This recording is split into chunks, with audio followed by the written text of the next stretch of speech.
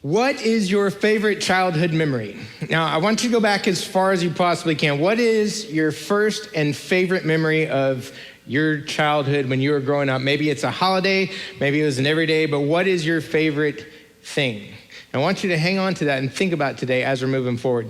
See, as we grow up, this is one of the tragedies. We kind of forget even the things that we've forgotten, right? And we stop focusing on things that have actually shaped us. And here's why I say that. We are a product of our memories. We're a product of our memories. We really are built off of the snapshots and things that we remember from our past, aren't we? I mean, today you're going to interact with people and places differently depending on your life experiences with similar situations, right? So fair to say, we're a product of our memory, which actually gives us incredible power with the people and especially the kids around us, because we can also turn around and create memories for other people, right? And then other people, in turn, will start to respond accordingly because we've now made a new memory. Today I'm talking about kids, but first, does anybody actually have kids at your house? Raise your hand if you have kids. Great, this is for you. Does anybody know a kid? If you know there's people who have no association with smaller persons. This is awkward. I'll back up. If you were ever a kid, anybody ever been a kid? You have prior experience. Okay. Today's talk is for people who have kids, know a kid, or who have ever been a kid. Fair enough? So don't check out if you don't have little people at home. This is for everybody, and I'll get to that in a moment. It's a big deal. So I want to step back for a minute and talk about different phases. Did you ever go through a particular phase that you're not necessarily proud of? Yes? There's just, people stopped making eye contact with me when I said that. Did anybody grow up, another way to put this phrase, did anybody grow up in the 80s? Okay, same question, asked a different route. Good deal. We actually have photos of some of you guys that we pulled, and we're going to show them. I'm just kidding. We've all gone through some different phases, and the 80s was my time. I'm not going to show you pictures of me because I don't have to. But I was on the way to school with one of my kiddos not too long ago, and we were discussing, because she started this question. It made me think. She said, "What was it like when you were my age? When you were in my grade, when you were in 6th grade, what was it like?" So I laughed, I kept some stories to myself, and then I eventually showed her some pictures of bands I used to listen to in the 80s. And then we're in the car now, and I'm driving, and she's got my phone scrolling through these pictures. I look back in the rearview mirror, there's this horrified 11-year-old just going. And she finally started asking questions. "These are bands?" "Yes, hun." "They sang?" "Yes, hun." "Music?" "Yes, hun." "Daddy?" "Yes." "How did you tell back then who were boys and who were girls?" I said, "Well, dear, the ones with the longer hair, more makeup, and tighter clothes were the boys in the bands. And the other ones were girls." She's like, "Oh, it's just a phase, right?" We don't have to talk about our phases, but I do want you to think of some memories that made you today what you are. When we use the word phrase, especially as parents, we kind of use it in a negative term because we have a tendency, because we're tired and just trying to get on to the next thing, we talk about phases like they're bad and we want to get through them so that we can get on to the next phase. Now, for you young families, I need you to understand that those of us who have raised kids that are older, we laugh at you behind your back every time you say that. We do our best to keep a straight face when you say things like, oh, if I can just get through this diaper phase, it's gonna be easier. Or if I can just get them into elementary school to where I will have so much more free time when I get them in the school. We sympathize, we love you, we mock you when you're not in the room. Does it ever get easier? No, it gets different though. And then we go through, oh man, if I can just get out of this elementary phase when they stop asking, so they'll stop asking me why all the time and stop calling my name all the time. We tried to add one time how many times the word mom was actually said at our house in one 24-hour period. We lost count. So we just want to get through that phase, right? And then if we can just get them to middle school, then we'll, that's the biggest joke we laugh at you about in the back, right? And then if we can just get them to high school, then they'll be self-sufficient and I won't have to keep after them about all these school things and other stuff. And then if they can just drive, if I can get them to get their driver's license, then I won't have to drive them around all the time. And you're not thinking about the phase that you're going into where you sit up at night for that extra hour and a half wondering where they're at. If you could just be driving them right now, everything would be fine, right? So phases are something we talk about trying to get through when actually a phase is something that we should leverage. Every phase that a kid goes through is something that we should harness because they can only be taught certain things, life skills, and critical life skills at certain times. So a phase is a time frame in a kid's life, a small time frame in a kid's life when you can leverage distinctive opportunities to influence their future. And you can only do it at that particular time. And that ends up being the memories that they make that make that make an adult, a full-grown one. And they're gonna be sitting in a group one day thinking, and somebody's gonna ask the question, what was your fondest memory? What was your worst memory? What was your most challenging thing? And it shows us how we respond like we do today. I remember my very first, it was the best and the worst memory of my childhood. It's also my very first memory of my childhood, and they're all wrapped up into the same 10 seconds. I'll never forget it. And part of that is a memory that has made me who I am.